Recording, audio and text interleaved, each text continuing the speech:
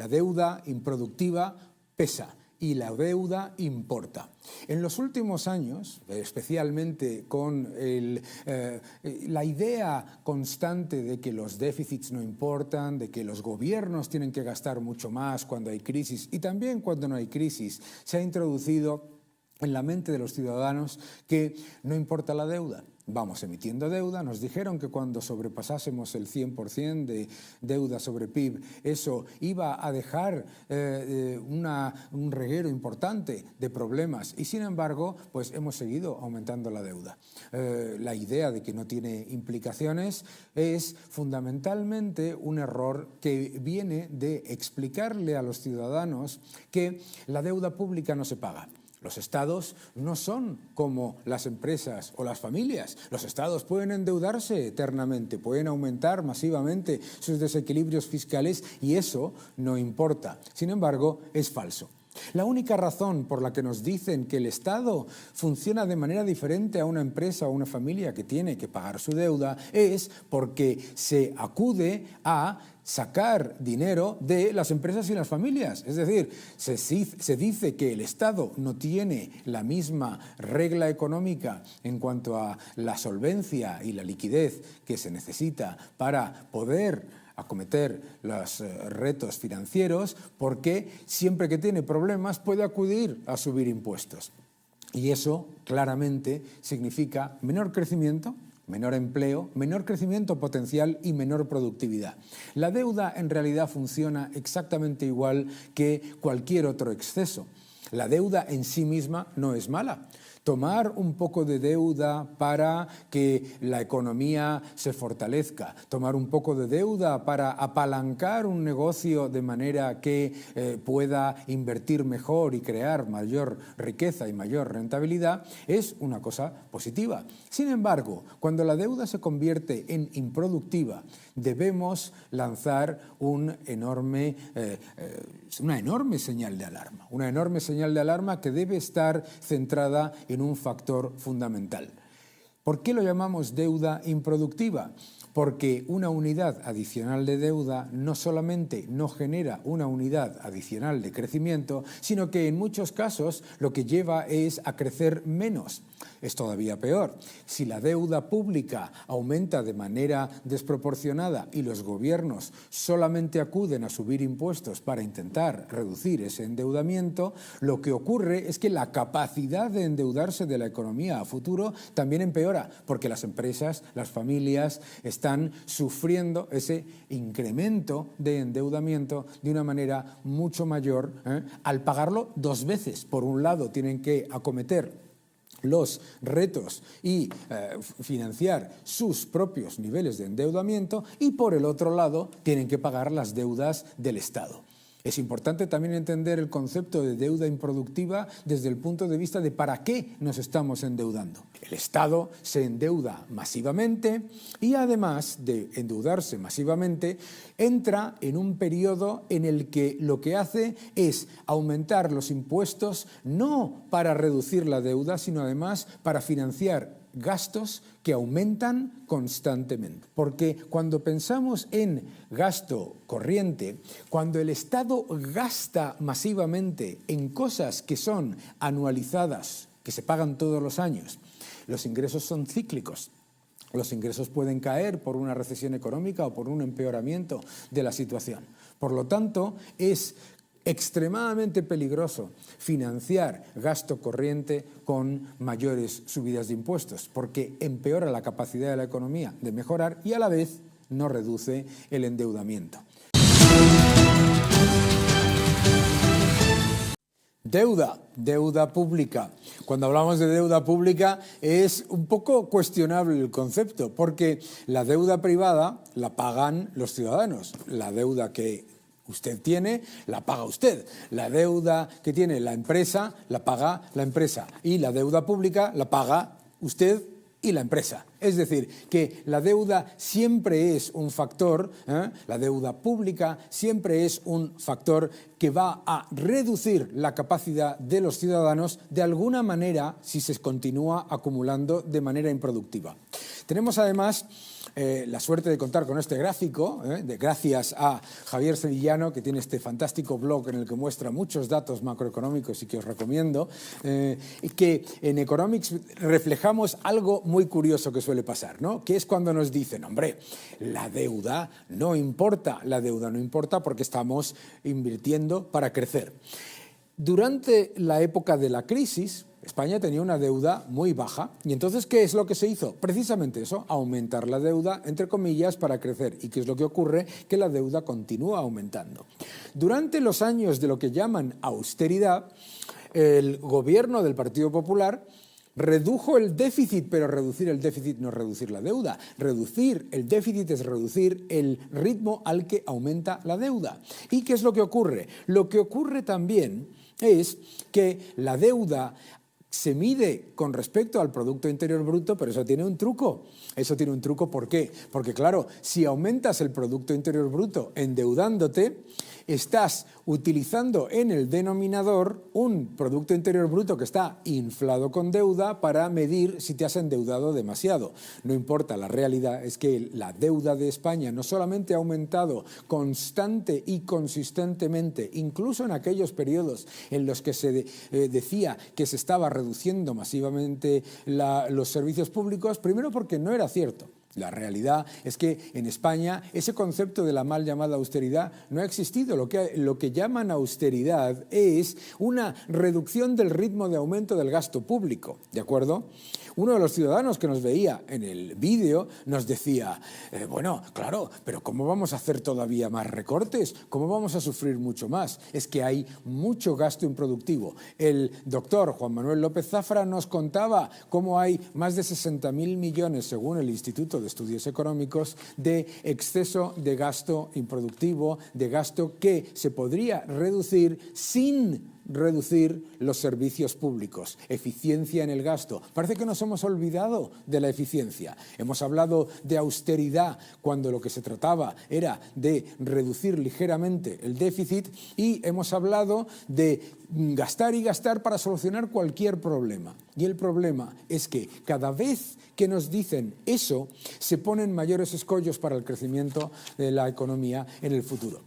Hay muchas formas de reducir la deuda. La más importante es crecer más, pero para crecer más hay que tener más inversión, para crecer más hay que tener más empleo, para crecer más hay que tener más actividad productiva y menos actividad improductiva que no genere rentabilidad económica real. Es muy importante entender esto porque además lo que nos suelen decir es que claro, lo que hay que hacer es tener más ingresos. El problema de España, decían en el Parlamento hace unos años, no es un problema de gastos, es un problema de ingresos. ¿Ah, sí? El déficit siempre es un problema de ingresos. Claro, porque los gobiernos consideran que ellos siempre gastan poco y que usted gana demasiado. No, el déficit siempre es un problema de gasto. El déficit siempre es un problema de gasto porque como hemos comprobado ahora en medio de la recuperación, como hemos comprobado en los años de crecimiento, lo que ocurre es que los gobiernos se adaptan a recibir mayores ingresos y gastan todavía más. Acordaos cuando algunas comunidades autónomas hablaban de ese concepto alucinante de el derecho al déficit. ¿Cómo el derecho al déficit? Si lo pensáis, el derecho al déficit que decían algunas comunidades autónomas es en realidad el derecho a empeorar la economía de las empresas y de las familias para mantener y extender un gasto político y un gasto estructural administrativo absolutamente brutal. Decía Thomas Sowell, uno de los mejores economistas del mundo, que siempre nos dicen que el gasto no se puede reducir porque hay que hacer gasto en sanidad y educación.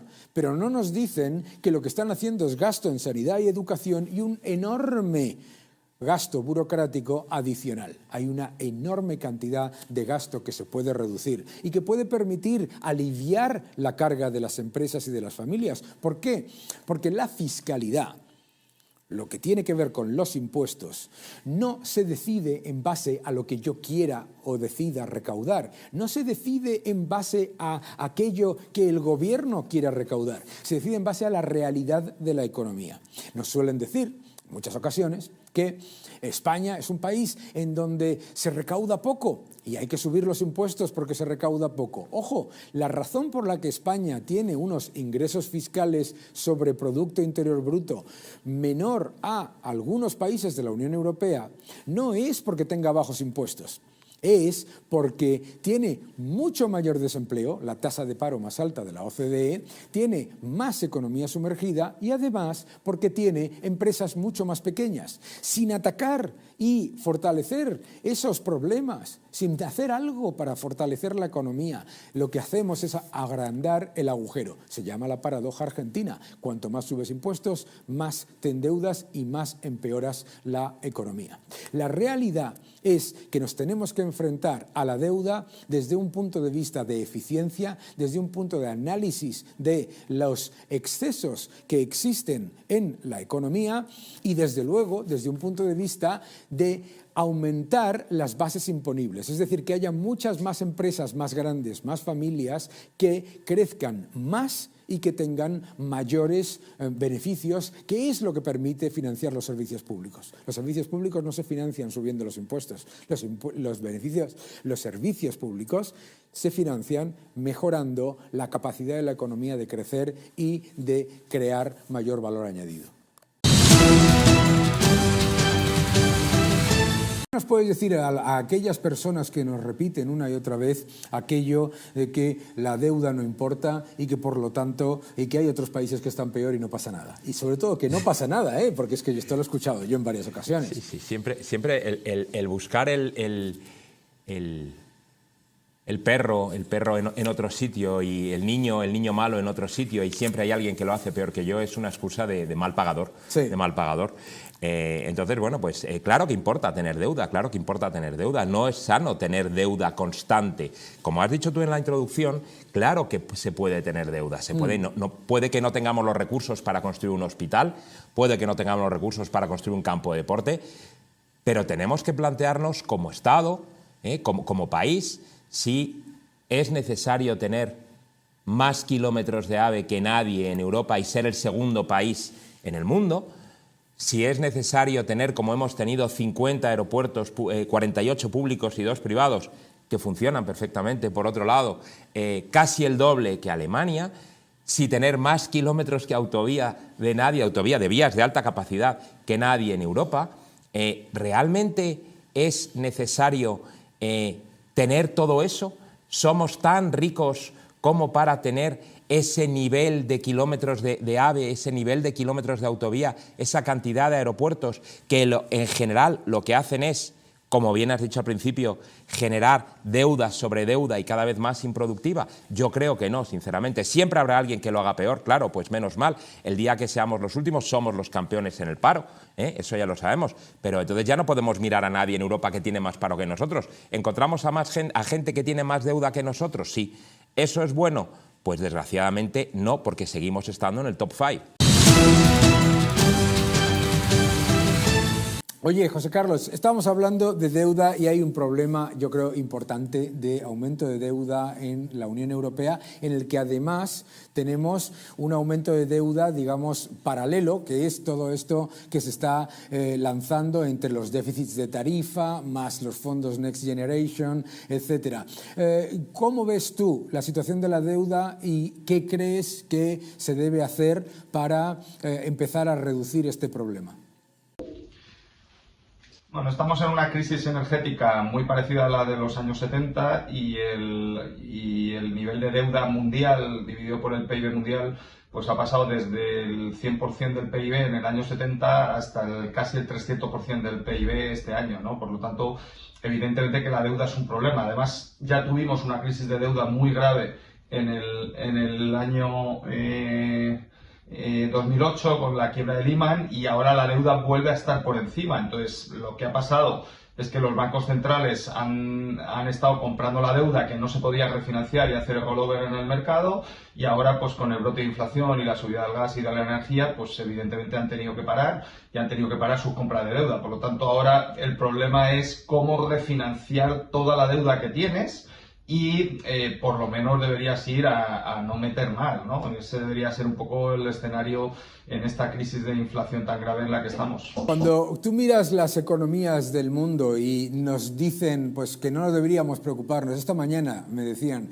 no hay que preocuparse por la deuda se puede ir al 200, al 300% sobre PIB, porque, mira, en Japón no ha pasado nada, ¿no? Y ha pasado, y me han dicho eso el mismo día en el que el yen alcanzaba un mínimo de 35 años con respecto al dólar, ¿no? ¿Cuál es tu advertencia o tu comentario para aquellos que dicen que la deuda se puede aumentar hasta donde se necesite, cuando se necesite?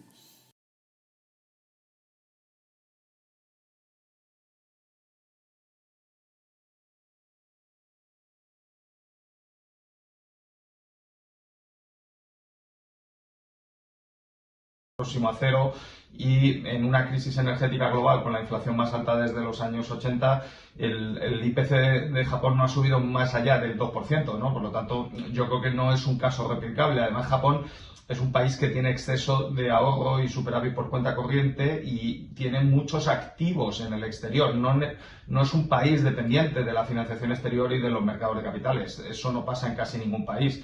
Esto es la teoría monetaria moderna, que ahora dicen que da igual que la deuda que emitas y que el dinero que compre el Banco Central, porque como tienes tu propia moneda, pues se puede financiar. Eso es sí y solo sí si eres la moneda de reserva mundial, y ni aún así. Estados Unidos tuvo una crisis de divisa y de deuda en los años 70 muy grave, que tuvo que hacer y tomar medidas de corrección del déficit porque habría entrado en una crisis financiera muy grave y habría llevado a todo el planeta.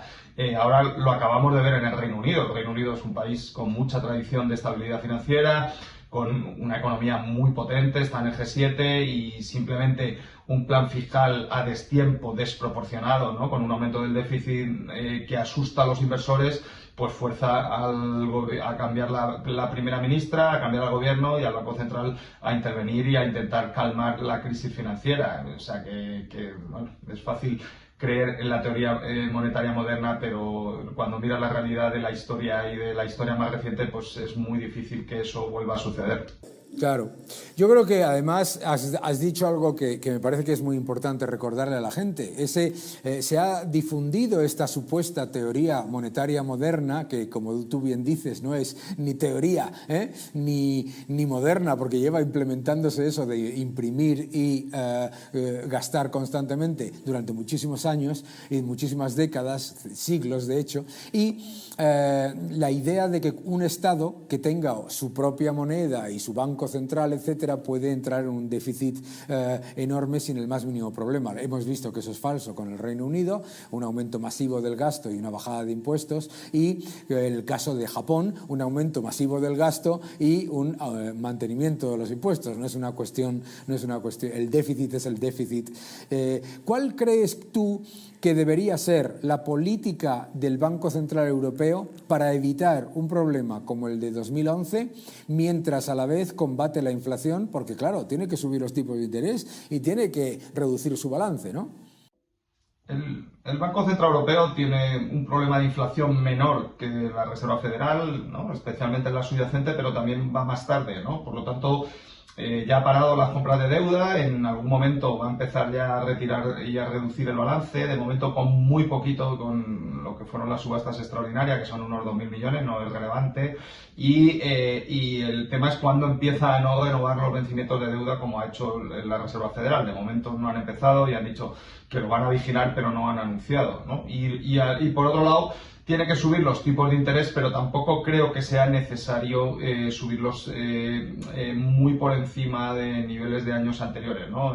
Vemos que el nivel de la deuda ya hace más sensible a las economías a la subida de los tipos de interés, y ya estamos viendo las consecuencias y el efecto contractivo de las políticas, que seguramente las veremos sobre todo en el primer semestre. Es cuando veremos que tiene más impacto sobre la demanda de hipotecas y la compra de casas, sobre la demanda de crédito y el nivel de inversión, y sobre la creación de empleo, ¿no? Por lo tanto, ya en una economía estancada, con una inflación, digamos que cada vez mensualmente creciendo menos en la segunda derivada y llegando a unos niveles, lo que sí está claro ahora, la duda es cuánto tiempo va a tener los tipos altos, porque la inflación va a seguir alta, ¿no? Entonces, salvo que que el crecimiento se hunda o haya una crisis financiera como pasó en el Reino Unido el otro día, pues deberíamos mantener los tipos durante un periodo arriba, en torno al 3%, 2,5% del BCE durante un periodo que ahora es difícil de estimar. Exacto. Yo creo que una de las cosas que cuando nos enfrentamos a los próximos años es extremadamente peligrosa.